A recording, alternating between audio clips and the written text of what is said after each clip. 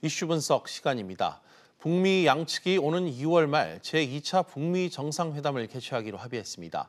스웨덴에서 정상회담 의제에 대한 실무 협상이 한창 진행 중인 가운데 미국과 북한 정상 간의 비핵화 대화가 본격화되고 있습니다. 이와 관련해 장한대 박청환 교수와 이야기 나눠보는 시간 갖겠습니다. 교수님, 어서 오십시오. 네, 안녕하십니까. 네. 먼저 2월 말로 확정된 2차 북미 정상회담의 구체적인 날짜와 장소, 이번 발표에서는 빠졌습니다. 좀 이유가 있을까요? 네, 트럼프 대통령이 비핵화에 많은 진전이 있었다 이렇게 얘기를 했는데 그러면서 2월 말에 만나겠다고 했습니다. 근데 날짜하고 장소는 빠졌어요. 2월 말이면은 그렇게 뭐 많이 남은 것도 멀지 아닌데. 않은 시점이죠. 그렇죠. 한 두 가지 정도 생각을 해볼 수 있을 것 같습니다. 일단은 큰 틀에서의 어떤 그 정상회담을 할 만큼의 의제들은 테이블 위에 올라오긴 올라왔다.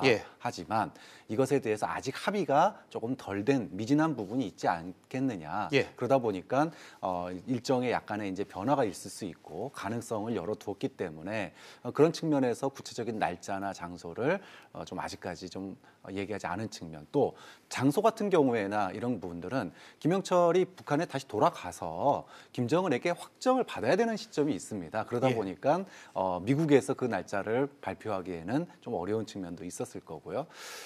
또 하나 측면은 기대심을 너무 부풀려 놨다가 이거를 갖다가 소위 이제 김 빠진다 그러죠. 그러니까 지금 상당히 트럼프가 국내적으로 어려운 상황 아닙니까? 셔다운 때문에 괜히 이제 그 북미 정상회담의 비핵화의 어떤 기대감만 높여놨다가 미진할 경우에 오히려 역풍을 맞을 수도 있거든요. 그러니까 트럼프 특유의 이 기대감을 살살살살 높이면서 마치 이게 리얼리티 쇼 하듯이 어느 순간에 이제 깜짝 성과를 내놓는 이런 어떤 그 상황까지 염두에 본다면 뭐 얼마든지 있을 수 있는 상황 아닌가 생각이 됩니다. 네, 또 최대 관건이었던 이 비핵화 또 상응 조치에 대한 이견을 해소하지 못했다는 이야기가 지금 나오는 가운데 1차 회담 이후 이렇다 할 성과가 없었다.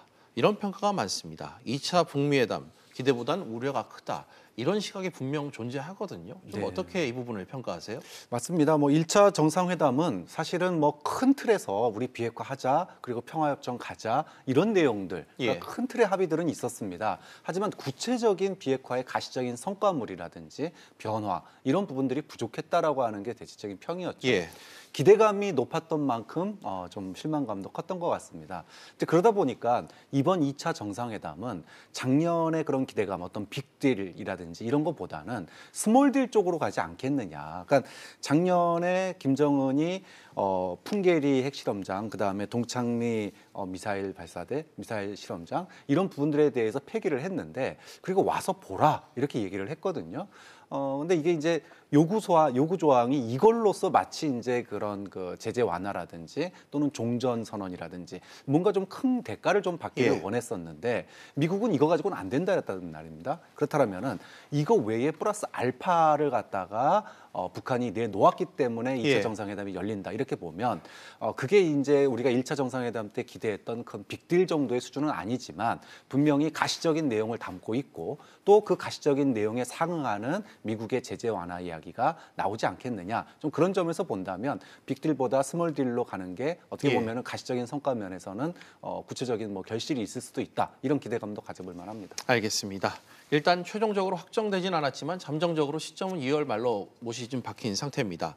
장소로서 베트남 다낭이 지금 유력하게 거론되고 있지 않습니까?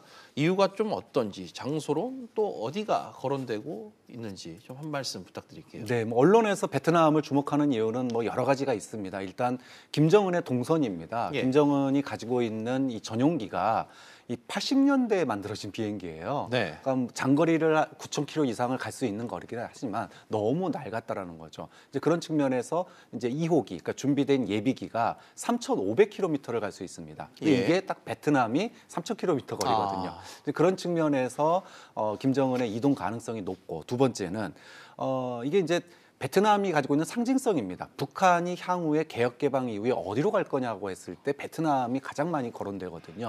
그런 측면에서 베트남이 가지는 상징성도 있고 또 세 번째로 거리로서, 그러니까 위치로서는 북한과 미국의 대사관이 다 있는 곳이 하노이고요. 또 다낭 같은 지역 같은 경우에는 경호에 굉장히 유리한. 약간 관광지인데 한쪽은 바닷가기 때문에 예. 이 경호라든지 이런 부분들에 상당히 유리하기 때문에 이런 것들을 종합해 보면 결국은 베트남이 가장 유력한데 베트남 중에서 하노이냐 아니면 다낭이냐 예. 뭐 이런 정도가 지금 언론에서 추측하고 있는 최적지로 이렇게 나오고 있는 겁니다. 알겠습니다. 일단 이제 관심은 스웨덴에서 지금 열리고 있는 이른바 최선희 비건 북미 라인의 실무 담판에 지금 관심이 모아지고 있습니다. 작년 8월 비건 대표가 미국의 북핵 협상 실무 대표를 맡은 이후 두 사람이 만나는 건 이번이 처음으로 지금 알고 있는데 실무 협상에서 아무래도 미진한 부분을 지금 한참 조율하고 있겠죠? 네, 맞습니다. 눈여겨볼 부분이요.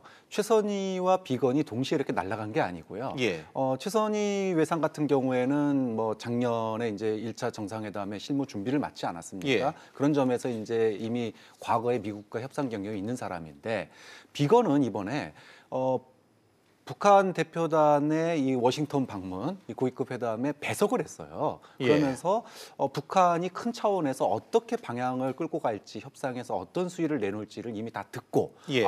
이거는 좀 협상해 볼 만하겠구나. 이걸 확인한 후에 스톡홀름으로 날아갔다는 겁니다. 예. 그런 측면에서 보면 일단 큰 틀에서 합의될 가능성은 매우 높다. 그리고 내용 다루는 주제도 북한이 풍계리와 동창리 말고 뭔가 플러스 알파를 더 내놓을 거다라고 하는 건 분명한 사실이고요. 예. 그러면은 미국은 거기에 그 수준에 상응하는 어떤 제재 완화를 카드를 내놓을 거냐. 요게 이제 지금 비건과 최선희가 밀고 당기는 협상을 하고 있는 주된 내용이다. 이렇게 추측을 할 수 있는 거죠. 알겠습니다. 지난해 싱가포르 합의에서 북미 간 핵 협상을 약속했지만 앞서 말씀하신 대로 이 지금까지 답보 상태에 지금 놓여 있습니다.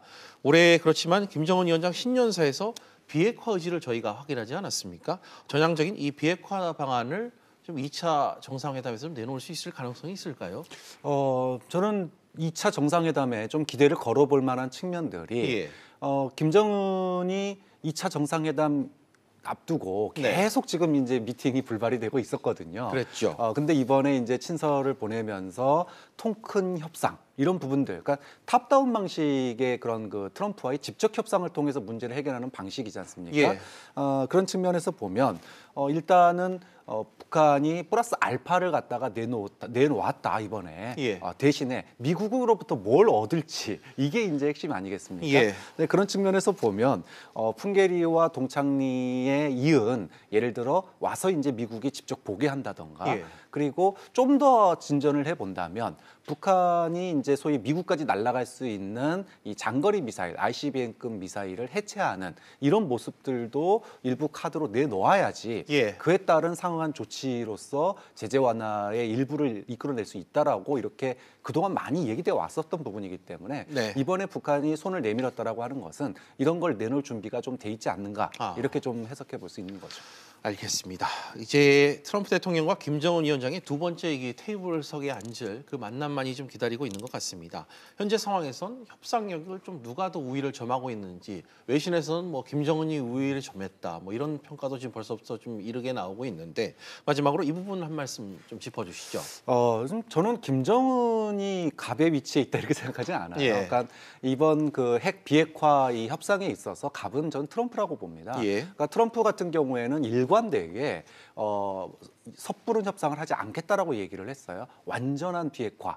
검증 가능한 비핵화 이런 걸 주장을 했고요. 물론 지금 셧다운 위기 때문에 트럼프가 좀 궁지에 몰린 건 사실이지만 오히려 이것 때문에 어설픈 협상을 하게 될 경우에 후폭이 더 큽니다. 예. 그런 측면에서 트럼프는 여론과 야당을 그 의회를 설득할 수 있을 만큼의 가시적인 비핵화 조치를 받아들일 그게 있어야지만이 협상을 할 수밖에 예. 없다. 그런 측면에서 보면 오히려 이 트럼프가 조금 더 협상에 있어서 우위를 점하고 있는 게 아니겠느냐 이렇게 좀 전망을 해볼 수 있을 것 같습니다. 알겠습니다. 지금까지 장안대학교 박창환 교수와 이야기 나눠봤습니다. 교수님 오늘 말씀 고맙습니다.